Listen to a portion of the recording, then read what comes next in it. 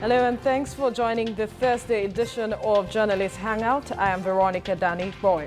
Today on the program, National Assembly to interrupt recess for consideration of 2019 elections budget. Federal Lagos governments deploy personnel to alternative routes over third mainland bridge closure. And later on the show, frontline troops receive morale booster as Chief of Air Staff celebrates Salah in the Northeast.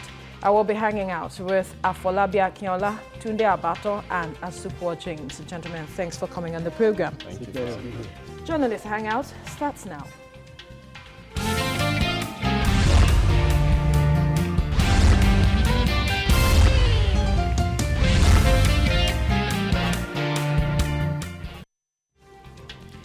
Well, a significant election year is upon us, but getting the National Assembly to pass the budget to fund the all-important polls is becoming a Herculean task.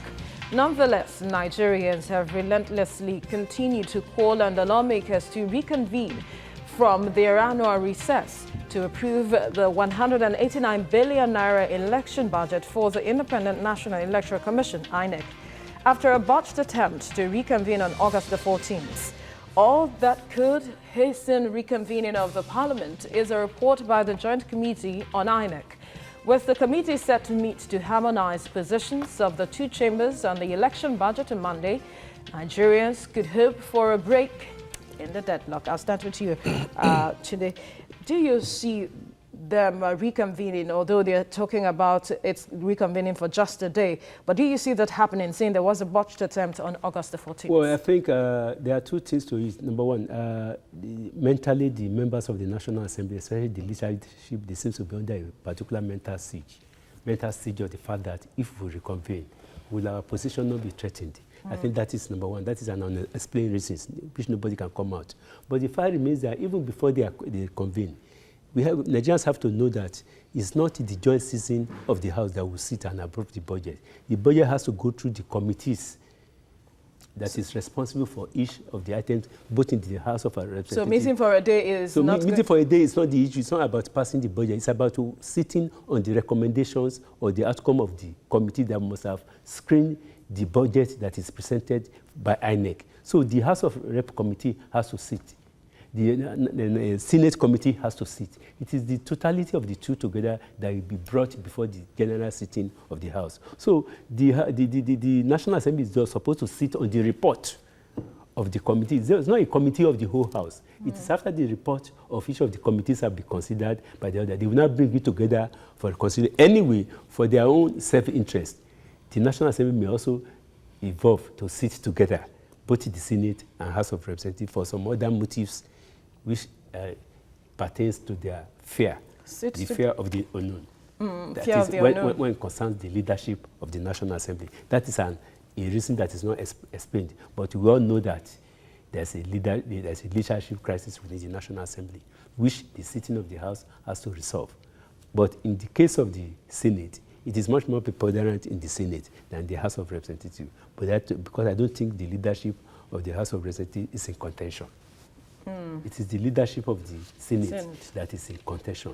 And to pass the budget, it requires the sitting of the two chambers after the committees at each of the level have worked on the budget. So they are not sitting to start reading the budget. They are sitting to sit on the report of the committee of both the House of Representatives and the Senate. So, Asukwa, do you share the same view? Sitting not for the budget, but from the committee, the report from the committee. But then people are hoping that this could break the deadlock. Yeah, definitely. Just like Tunde said, the committees will have to look at what INEC actually brought as a budget. And don't forget the last time there were issues.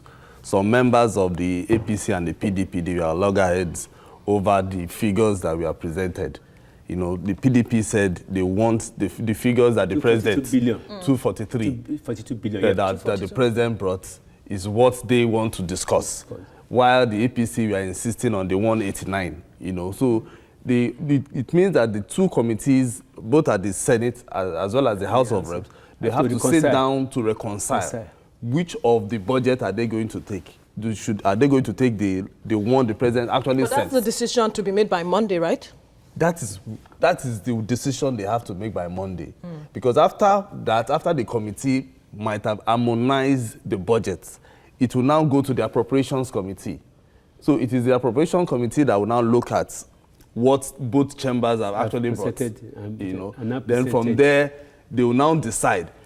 Forget about them reconvening. I don't see them reconvening. Because they are supposed to resume in September. They are resuming September 25th. So they can't sit as a joint, as a whole house together.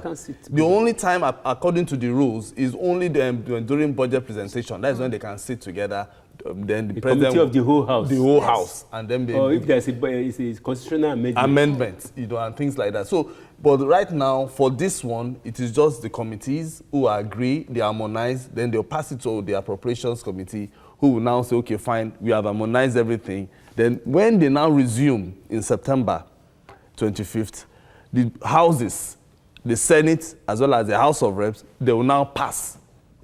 They will vote. So are you saying Nigerians should shelve the idea of them reconvening before? Listen, if they want to break their recess, yes, and come because of the INEC budget, it's going to cause another problem. We are just going to, we won't even see the result. What problem do you see? Because the Senate itself will not be able to pass whatever harmonization that is involved in the INEC budget. Because who is going to, right now the problem is APC doesn't believe that Saraki is the Senate president because they are the majority in the House. So that is where the issues will lie. That is just like we are keeping the evil day, forward. Let's just leave it. We are just postponing it. So let's just wait till 25th. It's just, the only problem we will be having will be INEC will not be able to carry out those things they are supposed to, because by August 15th, they are supposed to have, August 15th, this is 23rd. Yes. So by August 15th, they are supposed to have started some things, some activities, either ordering for the equipment that they will use, either the card readers, the new card readers they intend to get. And those things you don't get them on the shelf. You have to order for them.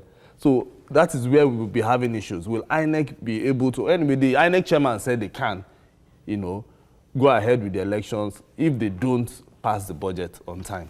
All right, let's bring up Olabin. Yeah, the issue is that it's quite sad with the situation we have in Nigeria presently.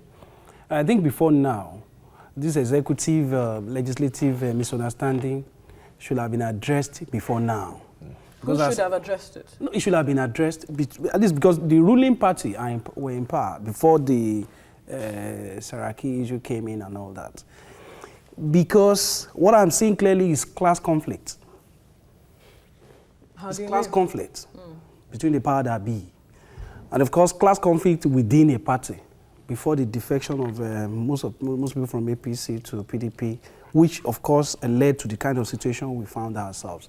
If this issue has been addressed earlier, if the people in the National Assembly and in the House of Rep, even the executive, have been able to see that election is a reflection of the standard of democracy of any country, they shouldn't have played with this kind of issue. It's a very sensitive issue.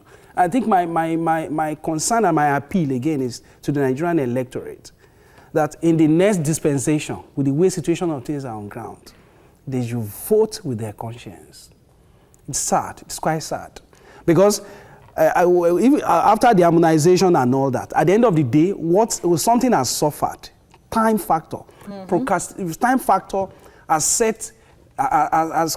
established a setback for most things that should have been done in the last 2 months, so that we can move on.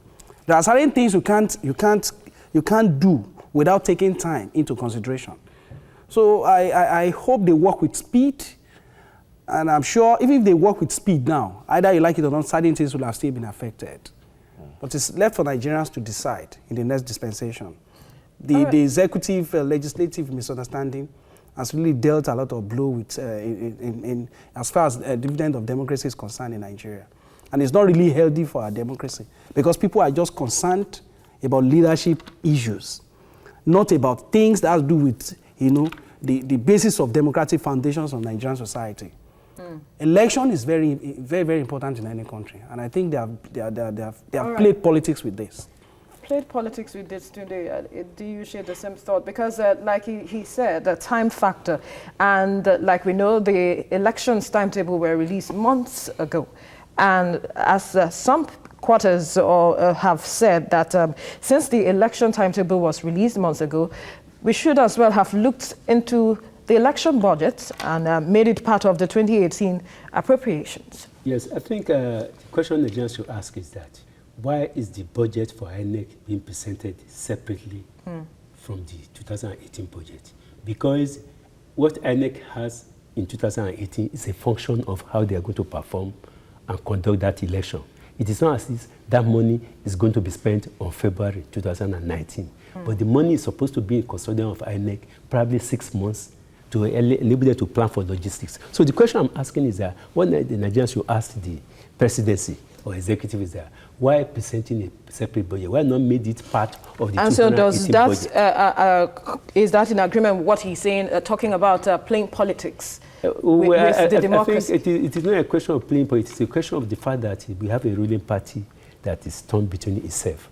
If there's any opposition... Is this really about the ruling party? Yes, it is about the ruling party. If there's any opposition to this government, it is the party itself that is opposing itself. Conspiracy from within. The strength of the PDP, that is the official opposition, is not strong enough to have deterred the performance or cohesiveness of this particular government. But the enemy within, the conflict within the power that is at the center, is the real reason why Nigeria is being dragged backward. Because ordinarily, you expect that a Senate president that got elected on the ticket of the APC is supposed to smoothen things for the executive to perform. But what we have since June 9, 2019 is a house that is permanently divided against itself. And schemings from the legislature has extended to the party, whereby the party hierarchy, you could recall that when the issue of determining whether to have an elective congress or not to pay, it was because the party itself is divided down the line. Because some people believe that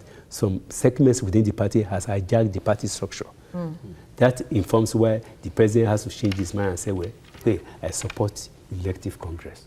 So, you see, the whole thing started on June 9, the moment they had a Senate president that is not seen to be in the book of the presidency, that deterred where it was supposed to make up its mind about who to support. In America and Britain, everybody is interested in who is the head of either the judiciary or the legislation, but the reverse the case was the case on June 9, 2015, because the president deterred those people that are considered to be not in line with the thought of the presidency. Okay, but now we are looking at the situation on ground. If we had, back to the same question now, if we had had this, the electoral budget in the 2018 budget, but passed with the 2018, since the 2018 budget was presented in July last year or September last year, and it took the Senate they 6 months to pass it.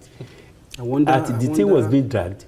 The presidency should have slugged in the 2018 budget, 19 budget for the 2019 elections. But we now waited for 7 months after the 2018 budget was passed to now introduce environment, because what they are asking for is environment. Because if you spend that money, which means there are some sectors that are not performing within the 2018 budget, you want to withdraw that parliament, want to withdraw money from that sector and use it for INEC.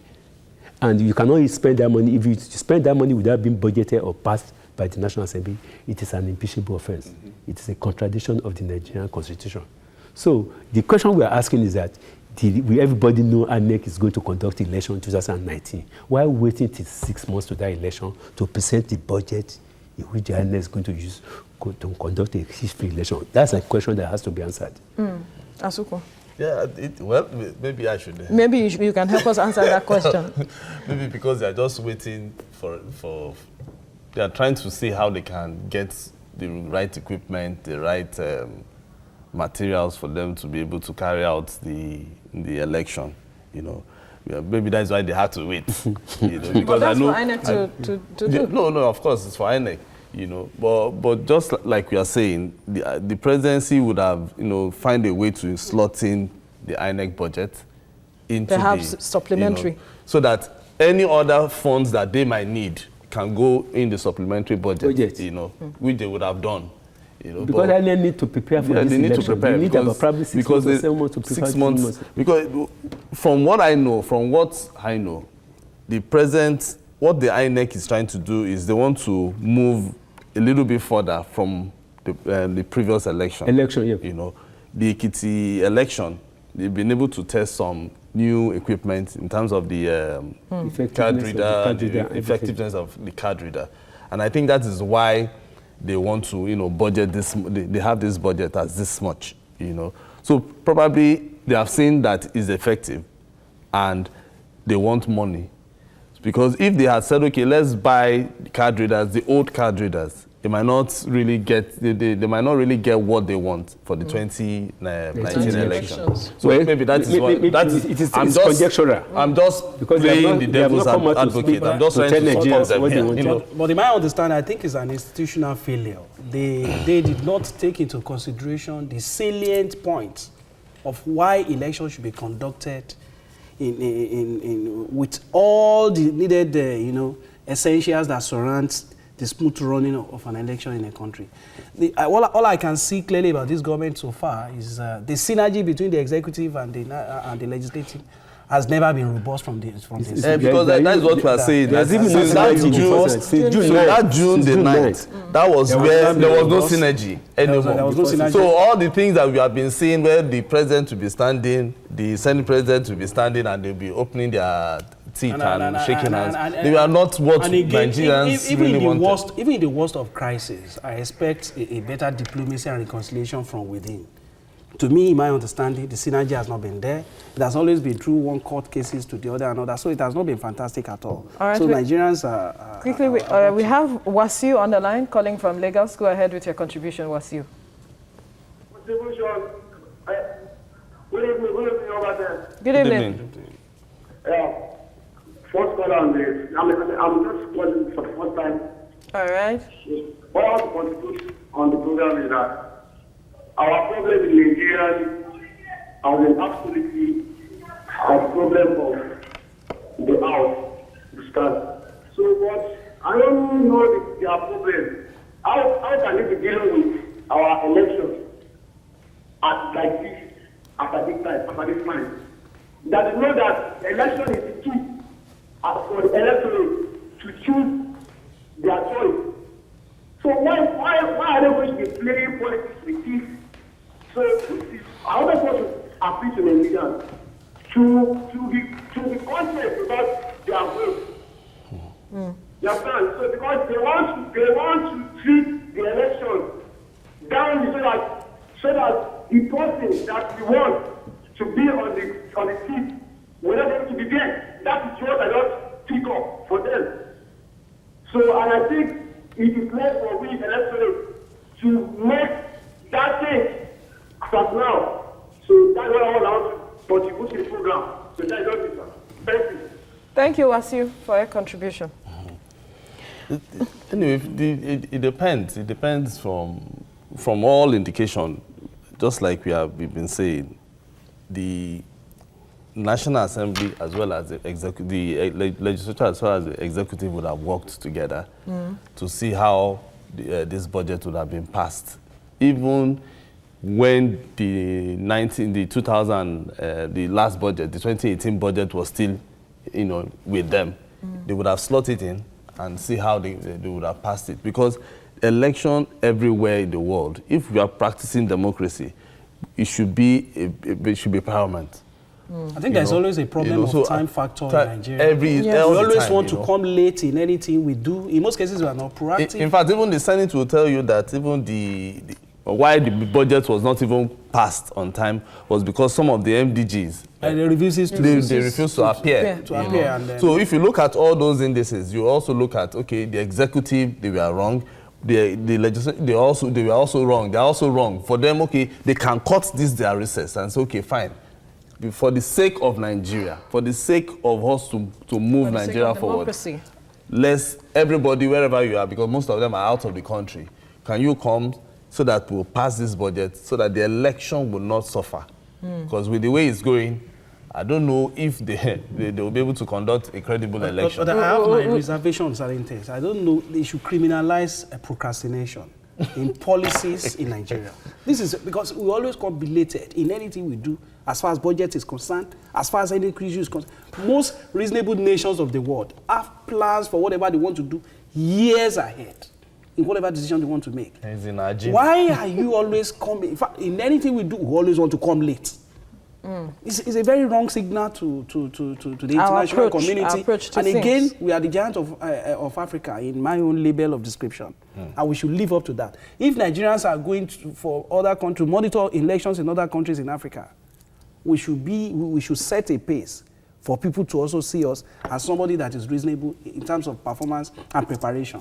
This is very sad. It's very, very sad. All right. Earlier you mentioned environment, and some Nigerians believe that this whole tussle and back and forth is as a result of the fact that the election funds is being predicated on the environment. And one is asking that why should that come? Why should the funds come from environment? But then before we go on with the question, we have Joseph on the line from Ekiti State. Go ahead, Joseph.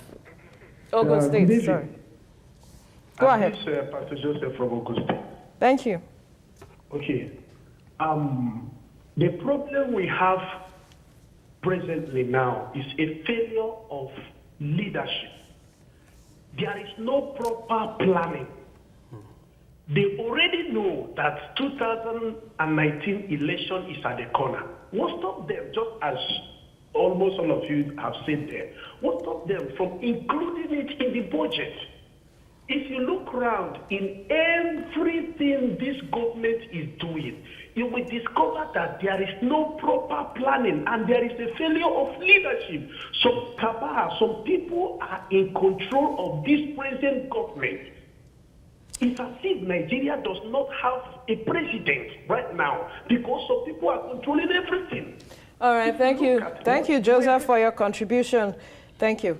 Failure of leadership, he mentioned. But then I was asking a question with regards to the environment, which you talked about. Remember when the budget was passed, the president complained about certain adjustments made by the National Assembly. And so some are saying that, could that be the reason why this environment is coming based on that? I think basically we have always had problems with doing anything in Nigeria, and it's because of some entrenched interest that has affected all sectors of the Nigerian life. Even if it is in sports, when we are planning to go to World Cup, when other countries have their team in place for 6 months, 9 months, Nigeria will assemble team at the 11th hour. The coach will be hired at the 11th hour. At the end of the day, when you hire an aircraft, that they can take 250 people, 150 or 180 out of that contingent will be officials. The remaining 50 of 22 won't be footballers. I think the problem basically is the clash of interest among all tiers of government. Yes, the environment that they are talking of now, why the National Assembly is reluctant is that the money is going to be taken from their constituency project. If it is taken from their constituency project, it is a confirmation of what the president said, that there's no money to fund the adjustment that the National Assembly has made. The budget of the National Assembly was 139 billion. It was hijacked to probably about 150 billion. So if that is the case, the National Assembly is now asking the president, to present a supplementary budget to take care of the adjustment they have made to cater for their own constituency project. Money that they are going to access directly. If that is the case, the president is now saying that, well, if that is the case, the election is coming. Let us also take that part of that money. So that is where the conflict of class interest is happening now. But what I can assure you is that because it is about them, it is not about Nigerians. The election is about them. At the end of the day, at the 11th hour, both the National Assembly members who also wanted to contest election, those National Assembly who needed that money to contest that election, they will not only pass the supplementary budget, they will allow the environment, because the election is about all the stakeholders that are holding Nigerians to ransom. So no matter what, even if we are at the 11th hour, I can assure you, they will close rank at the 11th hour because it affects them. It will add to that. It will be passed as you have said. But of course, the Nigerian electorate also has a choice in this situation. To let them know that it's also about us. If you shine your eyes and your PVC should be, in fact, you should make it clear to them that if it's about you, it's also about us. The numerical strength of the people who are ready to vote should think twice and vote in defense of posterity. We don't want procrastination in anything they are doing. If you are elected to be at the National Assembly, you are elected there to perform or to play a role. And your role should not be involved in procrastination. If you are the executive, you are supposed to play a role. There should be synergy, because at the end of the day, when two elephants are fighting, the grass will always suffer. But I'm of the opinion that sovereignty belongs to the masses. Exactly. That's just my own opinion. No, definitely, we've been saying it, procrastination doesn't help. It's a thief of time. Because if you look at it, some people, once they are going for visa, and they tell them 7 a.m., by 5 o'clock, they're already there.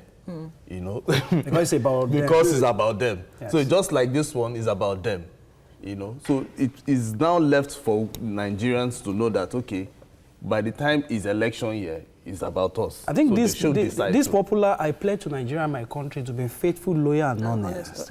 Is it in theory or in practice?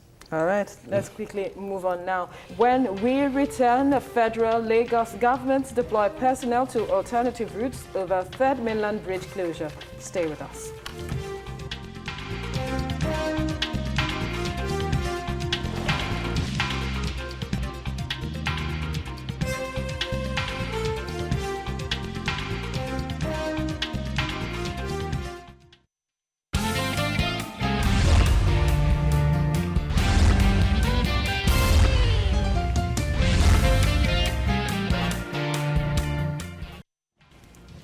You're watching the Thursday edition of Journalist Hangout. Now, our poor maintenance culture as a country has become legendary. National monuments and infrastructure suffer decay or total collapse in most instances, owing to lack of maintenance and repair. But the narrative is changing, at least for now. One of Nigeria's most iconic landmarks, the Third Mainland Bridge here in Lagos, is built to undergo some maintenance. The bridge, regarded as the longest in Nigeria and the second longest in Africa at 11.8 kilometers in length, will be closed from midnight August the 23rd. That's tonight to the 26th for what authorities called investigative maintenance. To avoid traffic gridlock in some parts of Lagos owing to this closure, the federal and Lagos state government deployed personnel to alternative routes.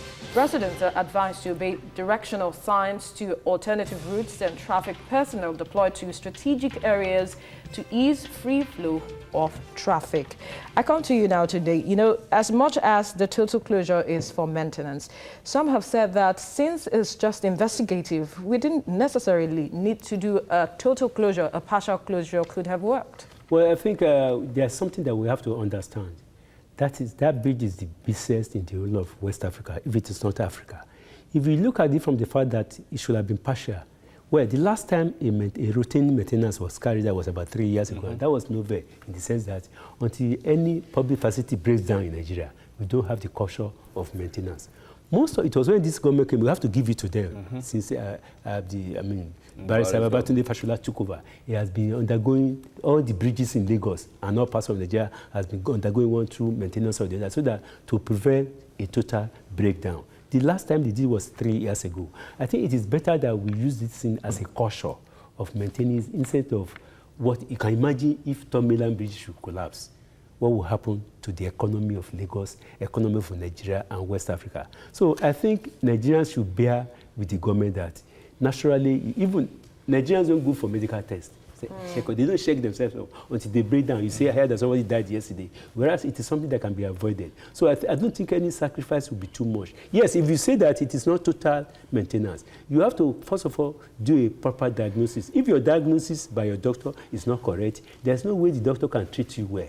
So what they are doing is to check if there's any need to look at the joints inside the water, beyond the surface of the water, then the main carriage. If they now check, now they will not determine whether there's need for a comprehensive maintenance. It's not about maintenance, it's about checking for force. And I think that one should not be too much for a country like Nigeria, for a Lagos that is, the population of those who use that bridge by the day is increasing every minute. Exactly. So what was obtainable 3 years ago is different from what we have today. because Lagos is one of the largest growing cities in Africa. The population of people coming to Lagos every day is increasing by the day, even not by the second. So you cannot say that probably if they do it 2 years ago, there's a need for routine check-up every day to maintain the stability of that particular bridge. I guess, and I think federal government and Lagos because of the nature of Lagos, and we know how the traffic situation is in Lagos, another major source of worry is the alternative routes, especially the Ijora-Apapa axis, where that is, overtaken by tankers and all of that. So this is also another source of worry, that shouldn't this axis, this alternative routes, have been cleared completely before we are talking about having a maintenance? I think you are absolutely correct. For people that have been privileged to travel out of the country and see the way things are being done all over the world, for you to conduct any maintenance on any situations like this, alternative route is the most important thing first. Because if there is no alternative route, in most cases, you create more problems for people. But of course, in any case, sometimes you need to weigh the priorities of anything you are doing. Investigative maintenance, which is very key. Because there's this adage that you don't go to the hospital because you are sick, but to be sure whether you are not sick. The bridge might look healthy to ordinary people, at least by me looking at it at superficial level, but it might not be healthy to people who are experts in such constructions. But I think what is important is the overall effect of total collapse, which should be avoided. But I think alternative routes should have been created to ensure that at least... We have alternative. We have a Cope Bridge, we have the Castor Bridge. Of course, but I'm not sure it can actually... Look, can it really let us not look at something. Situation? Because if there's need for something, you just have to do it. There's no need for procrastination. Whether you like it or not, Lagos is very, very populous. There are 18 or 20 million people in Lagos. You have to do this thing. And when you look at the fact that Friday to Sunday is about the sanest time they can do this thing. They cannot do it between Monday and Wednesday. Exactly. They can't, because Monday and Wednesday is always very clogged up. Very busy. So Friday, the traffic is becoming very light. It's coming down. Then Saturday, people go to parties. But when you look at the volume of people going to the island on Saturday, it's not much as those people who are within the mainland. Mainland doing party one day or the other. I think it is strategic by choosing Friday, Saturday, and Sunday that traffic is almost 10% from the mainland to the island. I think there is no other better time. I understand. Let's even give it to Lagos State government. There's no other better time. They've been fantastic and proactive in terms. In fact, let me say the scorecard of Lagos State as far as maintenance is concerned in Nigeria is excellent. And we also want other states in Nigeria to even emulate this, because it is not even in the abundance of resources that matters. But it is the management of resources. It is the management of that resources. You can be wealthy and still be poor as far as maintenance is concerned. Yes. So the little you have, if you are able to manage it. This bridge is being the investigative maintenance is being done by the Fasholas team. Yes. And from what I gather, I think from that Adekunle, where they have the Adekunle down to the connection point. Yes, the other side. I've forgotten the other side, what they call it. Simpson, no, towards that Simpson area, that is where they want to check. Because if you drive towards that side, you'll find that the bridge is always, going up and down, up and down. So I think that is what they want to check, because later in the year, or even next year, early next year, they want to carry out proper repairs. Yes, later in the year. So closing down the route, the Third Mainland Bridge, for that investigative maintenance, I think is ideal. Because if you look at the volume of cars that pass through Third Mainland from Monday 4 a.m., sometimes there's traffic on Third Mainland Bridge. Monday, 4 a.m., there's traffic. Not to talk of a normal, so the thing is, let's just sacrifice the 3 days for them. In terms of the route, the Lagos State government, they're also trying to make sure that there is no traffic at all, especially Friday. Tomorrow... Is that possible? I envisage traffic in some areas. And traffic will only come if we are impatient. You understand? If Lagosians are impatient. If you're impatient and then the downfall drivers are not lawless. Everybody, and which is very, very impossible. But funny, Lagos system itself is impatience. No, yeah, that's what I'm saying. So if the downfall drivers are not lawless, and every other person, we are very, very patient and say, okay, you take this. If you are trying to enter, okay, enter, so everybody can move and the traffic is moving, we should be able to get to the island on time. But by the time everybody is coming out and everywhere is in chaos, that is where we have issues. And Lagos have been able to draw out all the alternative routes. If you are coming from Ikeja, for instance, you can still go through Ojuelegba down to Funshaw Williams, then you go enter through the Eco Bridge, and so many other routes. So I just want to believe that even where they have potholes, because there's another impediment, you know, they would have covered it and make sure that people can, you know, drive freely. Free flow of movement. So they really tried. At least this sensitization started way back, you know.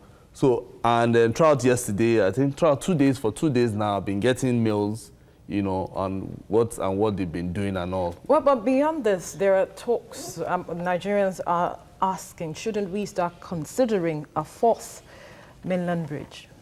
Well, I think that idea has been on the cards for probably, 5 or 7 years now. It was Asiwaju Bola Tinubu, when he was governor between 1999 and 2007. He conveyed the idea, but unfortunately the thing broke down, and Babatunde Fajola to try this own. And I think the present government too have resumed. We have to know that when you look at, they cancelled the contract and started another one. The financial outlay also will require that there must be a foreign loan to do that particular thing. So in a city like a mega city like Lagos, the funding and running of infrastructure should not be the exclusive preserve of the state government. I think the federal government have to set aside.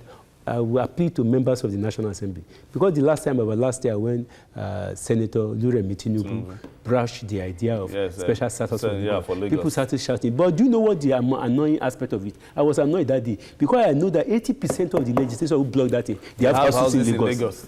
80% of the so-called federal legislators who are from either Akwa Ibom, Gusau, Sokoto, Kano, Kaduna, they all have houses in Lagos, and they were being sentimental. And I'm telling you, one of the things that is holding Nigeria together, Lagos is the economic nerve center of Nigeria. Let Lagos close down for 1 week. When you say they even have houses in Lagos. We have a caller on the line. They are blocking it. Matthias from Lagos. Marshall. All right, go ahead with your contribution. I want to congratulate you when work on the minister for the good job he's done. He was in Lagos before. He has done so well. But we continue to carry the effort. With the younger generation here, we are watching. If our senators like, it should bring us to another brink of war again, because they think this nation is smaller than them. Thank you. Thank you, Marshall, for your contribution. Well, yes, so for the national, I think that as a matter of national concern, national priority, Lagos should be declared the property of the federal government in terms of giving special status. If you want to do balancing, okay, pick Kano and pick Port Harcourt or pick Enugu, because in Nigeria today, even when there's no need for it, they say they want to do balancing. Tell me, when was the last match played at the Ahmadu Bello Stadium? And the one in Enugu or Port Harcourt? Tell me when the last match was played there. But we want to do balancing. So if we want to balance Nigeria, consider Lagos at a special status. Use Kaduna or Kano and pick Enugu or Port Harcourt to balance it. And let all those areas be federal government territories. Give them a particular amount of money to maintain the facilities there every year. Because, like I said, 90% of influential elite in Nigeria, they have property in Lagos, and they all close their eyes. They shouted the woman down that day. Yes, that's what I'm saying. If you want, I agree with you that they even have properties in Lagos, but you need to ask, where in Lagos? Do you understand what I'm saying? I understand what you're saying. So the place that is the opulent, the elitist, the GRAs, and where in Lagos? So those are the areas where they. So sometimes it's very funny when people sees what is good and they close their eyes, against out of it, sentiment, which is very wrong. That thing they did was very. In fact, I should have been surprised because mind you, even the time the mainland bridge was constructed, and I'm sure when Lagos was still federal Yeah, it was completed by Babangida in 1991. 30 years ago. 1991. So before they moved, before even the capital of Nigeria was moved to Abuja. It was completed in 1991. So it requires a lot of, and again, let me put this one straight. By our nature in Nigeria, we don't have maintenance culture. That's why I really give kudos to Lagos State government for even, and I'm sure I'm sure it's because the minister and again the governor of Lagos State has an understanding of the importance of Lagos State. That's why they are doing this. And the present federal government, the former governor of Lagos State, who happens to be in ERP, has an appreciation of the problem he encountered for 8 years. Yes. Now that he has become the minister for works and housing, he's trying to push to ensure that another something thing is that done. Nigeria, throughout Africa, do you know Tanzania just commissioned a rail line? Throughout Africa, Nigeria is the only metropolis. Lagos is the only one that has no metro system. The other time that it was shouldn't we be considering things like that as well? And Lagos also State is doing one. And all of that. Lagos State is doing one, and they are doing jetty at the this place, jetty to convey, so that you drive from mainland, you park your jetty at where's the name of this place before you move to the island. If you are going to the island from Ikorodu, pass your jetty at. All right, quickly, we have Abba on the line from Lagos. Abba, go ahead with your contribution. Hello, good evening. I see that today our special man today, maybe we travel somewhere. Good evening to all of you. Our senator, they need a children. So I don't know what we tell them to do. They need a wrong. Me, they never impress me at all. If me, I have chat about crap. Senators. All right, Abba, the lines are not really clear, so we couldn't really make out what you were talking about. All right, quickly, you were saying something about the ferries and all of that. Yes, because there are points now. How safe are all of this? Because that is the challenge with most Lagosians. The thing is, water transportation is just a new idea the Ambode administration is trying to bring out, and I know that there's a jetty they are building somewhere on the third mainland area that can take people, convey people from there to either Ikorodu and to island. To Lekki. Direct to Lekki, yeah. And some other places. I know Ikorodu has been the only busiest jetty, the Ikorodu side as well as the island side, So if this can be incorporated into the transportation system in Lagos, it will ease the traffic on the roads. Then, just like we are saying, the rails is a capital project. If Lagos were to be on the federal status, federal government status, just like, need about 7 or 5 rail lines in Lagos. We would have been saying, okay, look from at Badagry to island. In the world. From Ikorodu, there's no airport that's not linked with rail. So everybody, there's no international airport that's not linked. It has just been easy. What you have said is correct, but you should also know that other states are also envious of Lagos State because they believe that the IGR of Lagos State cannot be compared with other states. But they cannot stop it. It's a thing that so we expect them to also be more creative. Those states, their people are coming into Lagos, to every day. So they need to. So we expect them to be more creative, so that dependence on federal location is not good. Now, because we're running out of time. Now, one of the greatest military commanders ever known to man is the great Napoleon. The success of his great conquests was attributed to his capacity to boosting morale of his troops. Hence, this instructive statement by him, quote, "Moral force rather than numbers decides victory," end quote. Nigeria's Chief of Air Staff, Air Marshal Sadiq Abubakar, is exuding such inspiration in his troops. Air Marshal Abubakar decided to celebrate the Eid al-Kabir with troops prosecuting the war against insurgency in the northeast. At the Yola Air Force Base in Adamawa State, the Air Force boss charged officers and airmen to remain resolute and keep Nigeria safe. I start with you, Atunde. What do you make of the provision of how conducive living environment, quarters for those personnel? How is this going to boost their morale? Well, I think one of the things the problem we have in Nigeria is that there's no sense of reward for people who are working in Nigeria. Naturally, for soldiers, for those people who lay down their lives at the 11th hour, because when you are in the military, you can be called upon at any point in time. So the very precious time that you have to your family should be spent in the best comfortable way you can think of. And I think that the Chief of Air Staff was just doing the normal thing. The only thing that in Nigeria, when we have almost everything that is good, is an aberration in Nigeria. So the man is just doing the normal thing by boosting. You can only lead from the front, But most leaders in Nigeria will sit down in the comfort of their office and be dishing out instruction. I think the man has done something remarkable. By the time you see your chief of air staff with you, celebrating you today, you know that you are not alone in that particular fight. So I think what he has done, and coupled with, go to military barracks in Nigeria. So unfortunately, I won't mention one service, that when you even move there, you won't wish to go and visit anybody. And I think the last time I visited one of such was probably 25 years ago. I will not visit again. But I'm telling you that if we can provide a conducive atmosphere, we give them a sense of belonging, that there's a country, there's a home they will return to. Their family too will be well sorted out. Okay, look at the Air Force base at Ikeja. Air Force base has been there for a very long time, and the place is very, very neat. It's a place of pride to anybody in Nigeria that you are in the Air Force. Go to Naval Command 2 at Ojo. Army too is relatively better, but look at the other service. You cannot even claim to have a family living there. You see them the way they conduct themselves. So I think the Air Force base at Ikeja should be used as a model for any base that we have in Nigeria, for any military barrack, be they Army, be they Navy, or be they the police. If you do that, we have such a conducive environment, there's no way that it will not affect your psyche. And if your psyche is affected, you are morally boosted. You are prepared to fight and die for your country.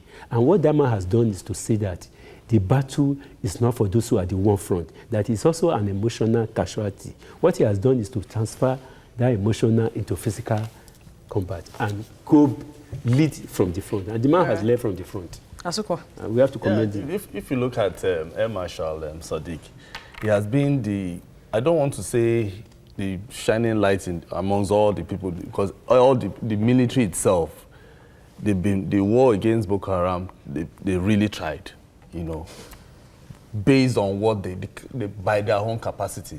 But I've found out that the Air Force itself, they've really helped in trying to, you know, bring down... Because of modern day warfare, it's not easy. The air attacks, the sustained air attacks on Boko Haram, you know, particularly at major points, has really reduced the level, the potency of, you know, these insurgents. Same if you look at even Zamfara, you know, by the time the Air Force went to Zamfara, the attacks that we've been hearing from Zamfara, banditry in Zamfara has really reduced too.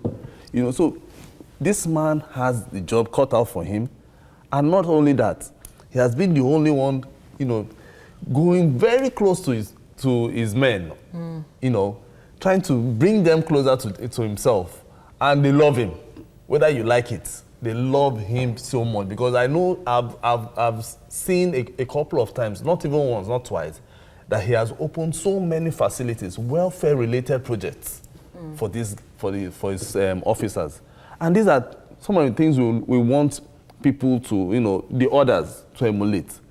It's not only about sending these men to the battlefront.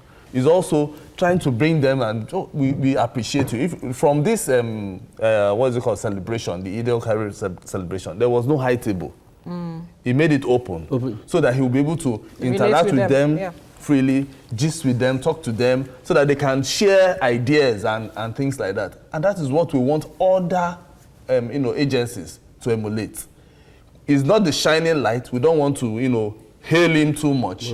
But it is something that others can also emulate. It might be his own person, because there are some people that are not accessible. But it might be Sadiq as a person who is a very free person. But others can emulate such, you know, by making sure that other officers see them as people they can talk with, relate with. The fight against Boko Haram is not easy. And he has been trying. So, but the men, the officers need to be encouraged in any way possible. We don't want to see videos going viral where soldiers are crying that there is no food, there is no water. You know, so that one is over. From this, people should be able to emulate what this man is doing. That is Air Marshal Sadiq. He has done well. Others should emulate him. Even while appreciating them, he also told them to remain apolitical Exactly. and, exhibit the highest level of professionalism. Now, this is quite impressive because it's very unusual. In fact, let me say it's un-African for you to be at the helm of affair without being a boss. A boss. We love power more than every other continent in the world. But I think what this Air Marshal has done has been quite impressive. Because if your body language, in terms of proximity, shows that you care, I can go to any length to ensure that at least I do the needful. Exactly. Because if you are not there, sometimes there is this psychological thing that, look, this man, the way I'm looking at him now, is enjoying with his family, and I'm here fighting one book. What's my business? So it's easier for me. People, there will be no sabotage. There will be no conspiracy. Patriotism will be more pronounced. Exactly. When leadership, set an example. Because in the military, it's always easy to say obey before any other thing. The structure is very serious. The bureaucratic structure is very serious. It's not liberal. So I think he has been able to liberalize the relationship between himself and people at the lower cadre. Because in most cases, he's not relating with officers now, mostly. There are people, they are rank and file. There are people at the lower, people that are always in the forefront fighting, and not people that are officers like that. I think he has been able to, of course, ensure that there's a robust relationship. And again, the Air Force, as far as the war against Boko Haram is concerned, has been sophisticated in terms of engagement. Because those are the fact, the Air Force of a country determines the strength of that country. They are involved in piloting, they are involved in so many things, which makes it more sophisticated. And the kind of war we are fighting today against Boko Haram is not only combatant now. Yes, sir. It's tactical. It's tactical, and again, if you are being tactical, Air Force is very key. Very key. It's very key, and I'm impressed with the kind of... Since Operation Desert Storm 1991, the focus and the style of fighting conventional warfare has changed. And I think with what he has done again, at least there will be more training for most of our staff, and to even round it off, quickly, the moment you are able to establish a good body language, a good leadership structure with your people, and welfare is more pronounced, like you have said. If I know that you care, patriotism and loyalty will be established. And I've always been telling people, all these people we are talking about that are more... We need to take your final takes now, quickly, because we're running out of time. For the interest of Nigerians, the political elite who have something in common should sink their differences and make sure that enabling environment is provided for INEC to conduct a free and fair election next year. My own is for us to ensure that democracy is institutionalized. It is expected of legislative and executive to know that when two elephants are fighting grass, we always suffer. And I also appeal to the electorate that we should go to any length to ensure that our PVC do the needful, regardless of whatever happens. Well, I just want to encourage Lagosians. Please, let's be patient tomorrow. Yeah. I know the Federal Road Safety Commission, they are sending about 1,000 men across Lagos. Yes. The police will be out too. LASMA will be out. All we need to do is to be a little bit patient and listen, obey the simple traffic regulations so that everything will just go on smoothly tomorrow. All right, thank you, gentlemen, for your contributions to the various topics. Thanks so much. Well, that's all on Journalist Hangout. Join us tomorrow for another episode of the program. You can also watch Journalist Hangout on other platforms showing on the screen and on YouTube at youtube.com/TVC News Nigeria. Our feedback channel is Journalist Hangout at tvcnews.tv. I'm Veronica Dani Boy. Bye for now, and God bless Nigeria.